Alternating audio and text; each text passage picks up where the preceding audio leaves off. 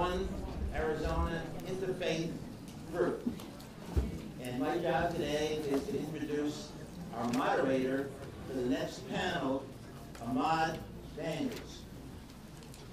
I can tell you a lot about Ahmad's background, but that's not what the most important thing I learned about Ahmad.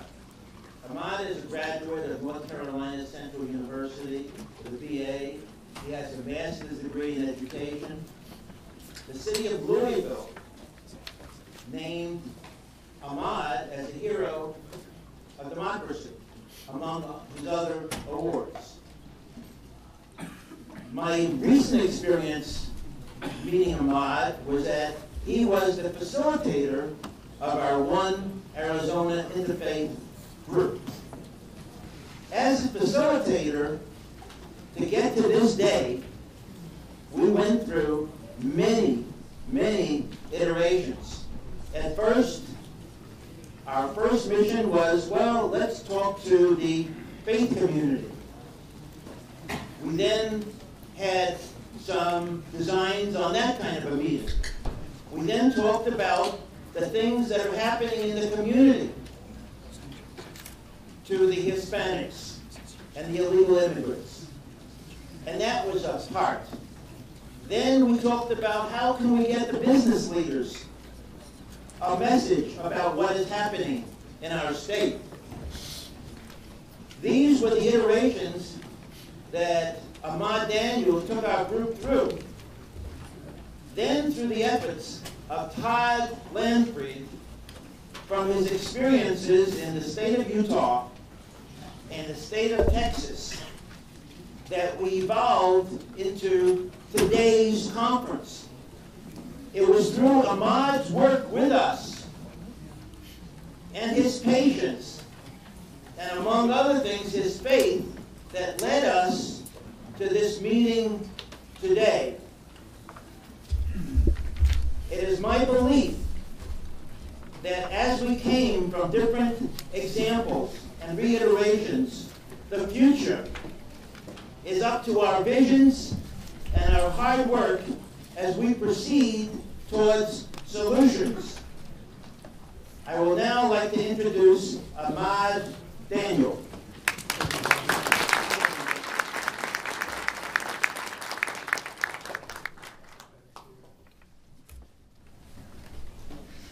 I'd say good afternoon, everyone. I understand you're eating lunch. If you're continuing to do so quietly, if you will. I want to thank you for coming back for panel number 2, the Utah Compact, its development, influence, and implications. I'm reminded of a quote by the great abolitionist Frederick Douglass, who said, "Talking doesn't solve all the problems, but no problems can be solved unless there's first some talking." We understand the necessity of exchanging words, exchanging concepts. We also understand there's been a lot of talking over the last year or two. Most of that talking, however, has been unfortunately one-sided. It's the purpose of this conference to provide that balance. It's the purpose of this conference to help us better understand that even the flattest pancake has two sides. We're about to approach that other side. The Utah Compact, how it came to be. My panelists for this wonderful afternoon, we had started out with 3. I believe we have 2. There may be one on Skyscape. But if not, we'll work with what we have right here, no doubt about that. Mr. Darrell Williams, who's an attorney. He wanted to be an economist, but somehow sounder minds prevailed, and we have Mr. Darrell as an attorney. Secondly, he's been joined by, and just having the third person listen is really throwing me off somewhat, but I'll deal with that. On your far right, my far left, is Mr. Stan Rasmussen. He works for the Sutherland Institute, and we will have them this afternoon talking about a number of things, and I have questions for both of them. I want to begin with Mr. Stan Rasmussen first. He's a visionary with the Sutherland Institute, whose vision is Utah will remain a place of family, faith, and opportunity, raising a standard in pursuit of happiness. I want to ask you if that vision wasn't part and parcel of the motivation that drove you to begin drafting the Utah Compact. We were participants in that, I'm sure it was. And I'll have an opportunity to describe that. Well, you can do that right now. I'll delay for just a minute if you don't mind. When you're ready for me to I'm ready. share. Very good. Let me just We don't have a lot of time. let me just mention that we do have a third participant. That's Representative Holly Richardson, a member of the Utah State House of Representatives, who's with us via Skype, and we're hoping that she'll be able to connect with us. I'll give a bit more introduction to her in just a moment. As was mentioned, Stan Rasmussen with the Sutherland Institute, and Maud, you said I'm to their far right. That's often mentioned. One of the many things that are said about us at Sutherland, some couldn't repeat here, I'm afraid, especially in the current climate. We appreciate the invitation to be here. We are grateful for Todd and his involvement here and in Utah. During the recent legislative session that concluded toward the end of March, Todd came up and testified on a particular immigration bill, and during the session also conducted a press interaction with Dr. Charlie Morgan from Brigham Young University about the data, the statistics associated with immigration. So Todd is appreciated in Utah too. As the director of public affairs for the Sutherland Institute, my responsibilities include coordination of our efforts on the Hill, primarily with the legislative branch, with the House and the Senate, as well as with the governor's office. Sutherland Institute is an independent nonprofit public policy organization. Conservative, though some challenge that notion based on our view, position, and efforts on immigration over the last few years. I think we've given some of our conservative colleagues a bit of whiplash. As an independent organization, we perform, I want you to be aware, we perform no contract work and take no government money. We do earnestly engage the legislative policy process within the parameters established by our 501c3 status. Don't mean to get wonky with you, but what that means is that we can and do, unlike other policy organizations, some of the organizations, we do engage the advocacy process.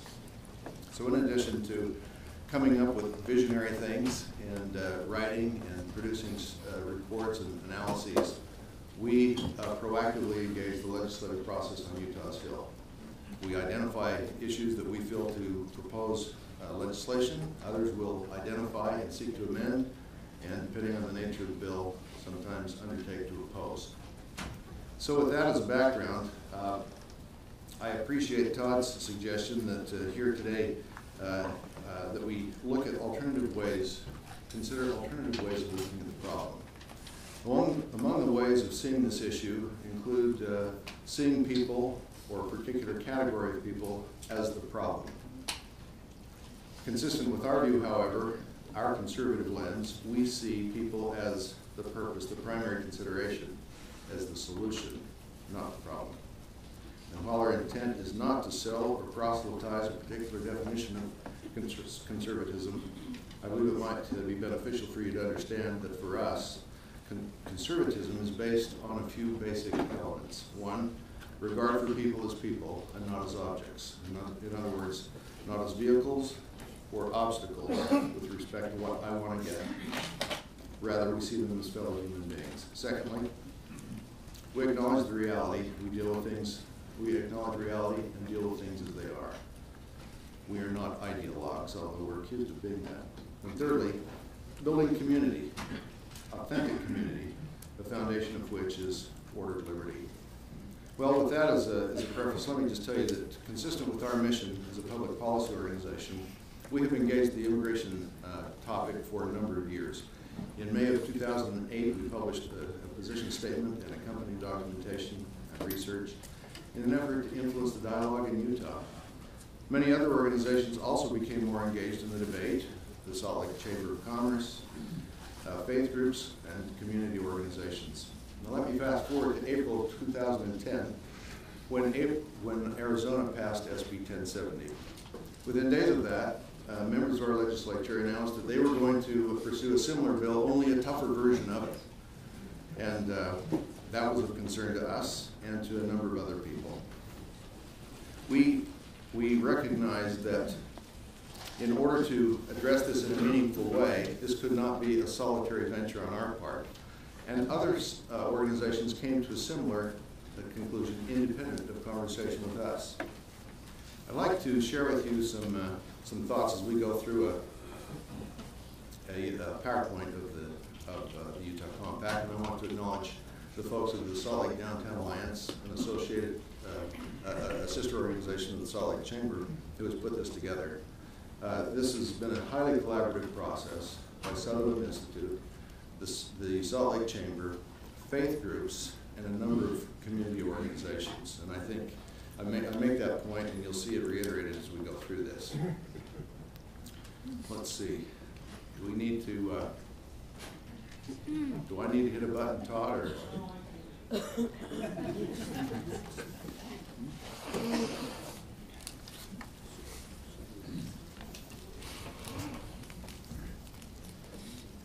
There we go. Thank you. Well, the Utah Compact was announced in November, but let's back up, as I mentioned, to April 23rd, 2010, when Governor Brewer signed SB 1070. At that time, within days of that, the Deseret News, one of the two major Salt Lake City newspapers, published a poll in which they asked the question, and I'll read it because you can't. Arizona just passed a new law that makes it a state crime for illegal immigrants to not have an alien registration document. It also requires police to question people about their immigration status if there's reason to suspect they're in the country illegally. Would you favor or oppose Utah enacting a similar law? 65% said we would favor. Well, as we discussed this matter, we came to the realization that we know that does not represent the majority of people. Sometimes called the silent majority. We prefer to call it the productive middle.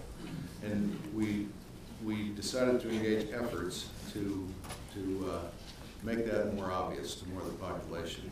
Now that arrow's pointing left, and the fellow that designed it, I said, it's got to be going the other way, but nevertheless,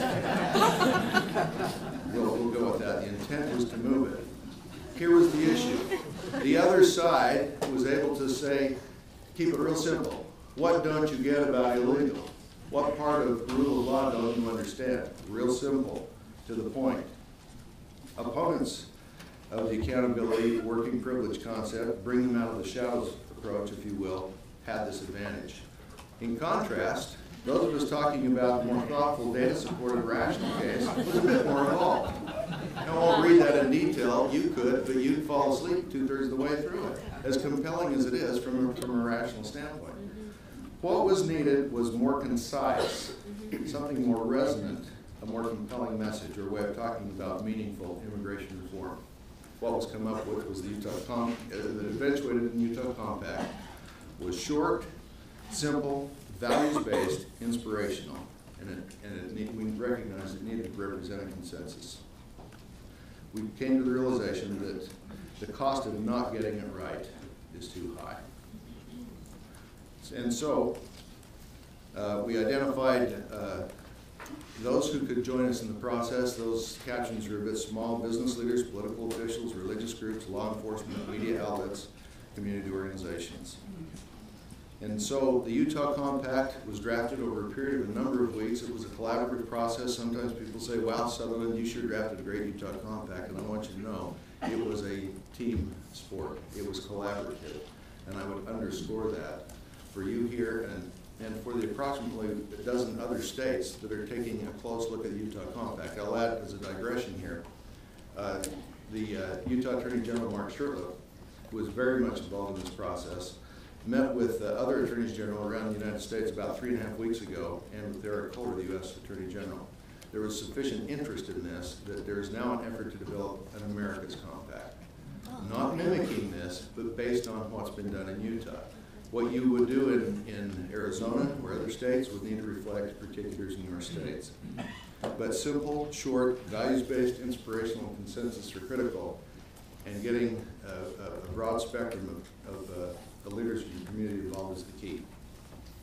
The Utah Compact was announced at a press conference on the plaza of the Utah Capitol that included, and in that we identified 5 particular points: federal solutions, law enforcement, families, economy, and a free society. And as I conclude my prepared comments, I've asked Todd to distribute to you a copy of the Utah Compact, because there may be some points there that you may want to discuss as we go into Q&A. And so, on November 11th, 2010, the anniversary, coincidentally, of the Mayflower Compact, the Utah Compact was announced. Beginning with a core, a trunk, if you will, of business, religious, political, and community leaders, expanding through media to immigration advocates, city and county councils, religious organizations, national editorial boards, general public, and critically the Utah legislature. The ethos and the message of the Utah Compact unfolded. It was noted in a number of editorials, local obviously, but national. This is a step forward. Is it ideal? No. Does it address everything? No, but it does represent a meaningful framework for a significant discussion about meaningful reform in the area of immigration. So like a drop, it ripples out, and now starting in Utah, it's moving out and is being looked at, and something similar to it being embraced in a number of other communities and states around the country. Mr. Rasmussen, in the interest of time, can you begin to wrap up? We do want to allow. You bet. Let me just say that the Utah Compact was developed over several months by groups and individuals who were concerned about the tone of Utah's immigration discussion. Compact is based on Utah values, and this is from a statement on the Utah Compact website. We urge our leaders to use these guiding principles as they address the complex challenges associated with a broken national immigration system. Compact has broad support. It is a simple document that expresses our values as a community as they relate to specific policy issues that have become central to the immigration discussion. Our President, Paul Merrill, has published this in the last couple of days. Throughout the legislative debate over state-based immigration reform, Sutherland Institute argued that Utah, as a sovereign state, has a right to ensure its public safety, protect freedom, and promote economic prosperity in the face of federal inaction regarding comprehensive immigration policy. The wind in the sails of those efforts on our part and other organizations is and was the Utah Compact. And so with that, there are some other things that I can share if it looks like it would be of interest as we get into the Q&A. I'll just add this.